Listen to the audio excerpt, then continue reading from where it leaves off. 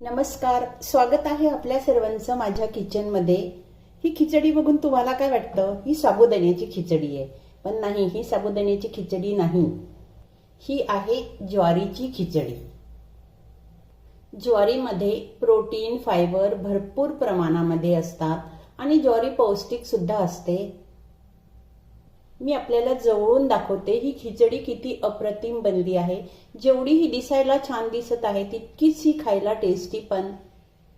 नेहमी एकाच प्रकारची खिचडी खाऊन आपल्याला सुद्धा कंटाळा येतो ना, तर मग ही वेगळी खिचडी तुम्ही एकदा नक्की ट्राय करून बघा। ही खिचडी तुम्ही डब्याला देऊ शकता, संध्याकाळच्या जेवणामध्ये सुद्धा बनवू शकता किंवा मग सकाळी नाश्त्याला सुद्धा बनवू शकता। चला तर मग रेसिपीला सुरुवात करूया। घेतली आहे मी ह्या वाटीने 1 वाटी ज्वारी आणि ही ज्वारी मी स्वच्छ धुवून रात्री पाण्यामध्ये भिजत ठेवली होती। ओव्हरनाईट पाण्यामध्ये ज्वारीला ठेवणं खूप गरजेचं आहे, तरच ती छान भिजते। ही ज्वारी मी आता कुकरमध्ये टाकली। यात मी अजून थोडंसं पाणी घालते। 1 वाटी ज्वारी होती तर 2 वाट्या तरी पाणी टाकायचं शिजताना। थोडंसं मीठ,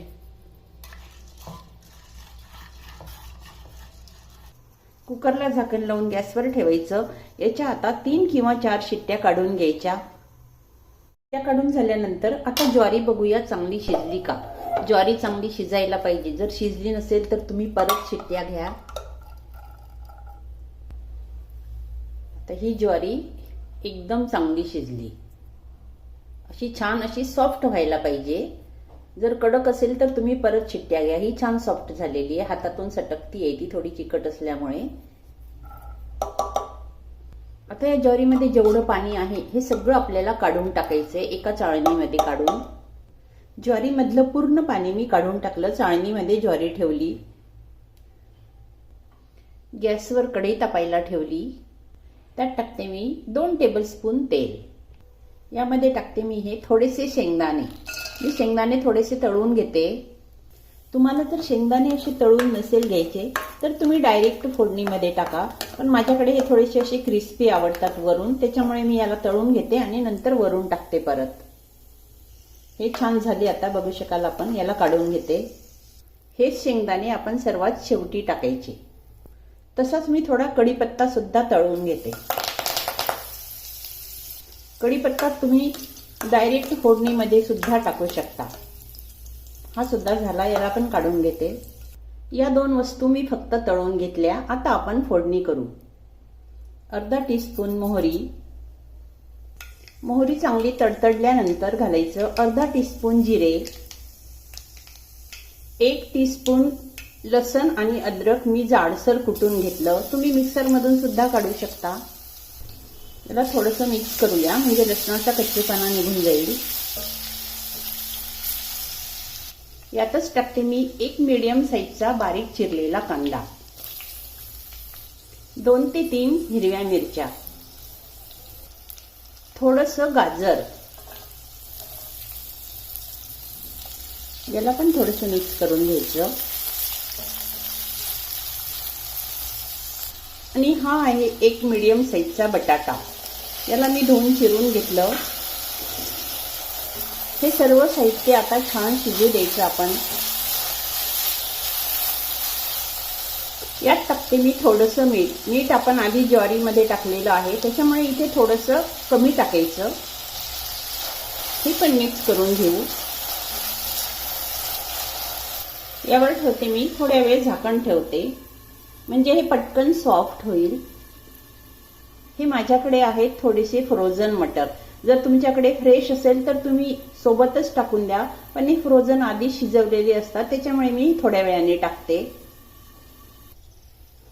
आलू चांगले शिजल्यानंतर आता आपण यात बाकीचे मसाले टाकायचे। मसाले टाकायच्या आधी यात टाकून घेते मी हे फ्रोझन मटर जे माझ्याकडे आहेत। अर्धा मीडियम साईजचा बारीक चिरलेला टोमॅटो, हा मी मुद्दामून नंतर टाकला कारण मला टोमॅटो शिजवायचा नव्हता।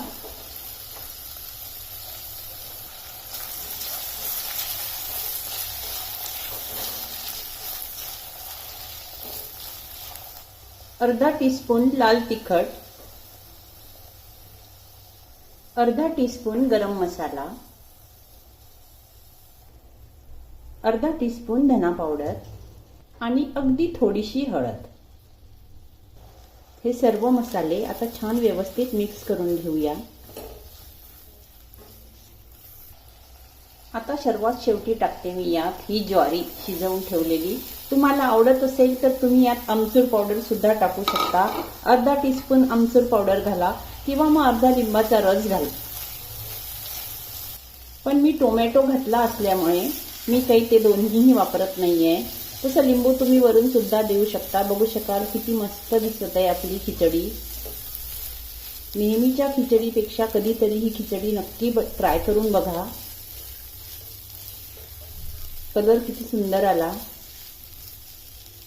आता यामध्ये आपल्याला काही पाणी वगैरे काहीही घालायचं नाहीये. फक्त अगदी लो फ्लेमवर झाकण ठेवून याला 2 ते 3 मिनिट चांगली वाफ भरू द्यायची आहे खिचडीला. शेंगदाणे आणि कढीपत्ता मी सर्व करताना टाकणार आहे. याला आता 2 ते 3 मिनिट वाफ भरू द्या. मिनिटानंतर झाकण काढून घ्यायचे. मस्त अगदी आपली छान टेस्टी खिचडी तयार आहे. आता यात टाकते मी थोडासा कोथिंबीर. गरमागरम ज्वारीची खिचडी आता सर्व करायची. ही खिचडी मी आपल्याला जवळून दाखवते किती अप्रतिम बनली आहे ते.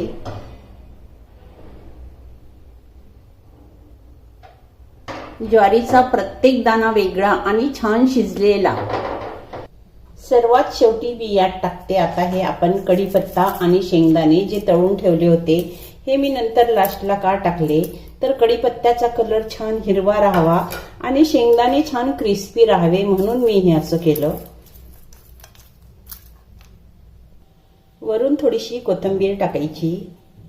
डब्याला सुद्धा तुम्ही ही खिचडी देऊ शकता. खूप अप्रतिम टेस्ट आहे. आपण एकदा नक्की ट्राय करून बघा. आणि आपल्याला रेसिपी आवडली तर माझा व्हिडिओ लाईक शेअर करायला विसरू नका.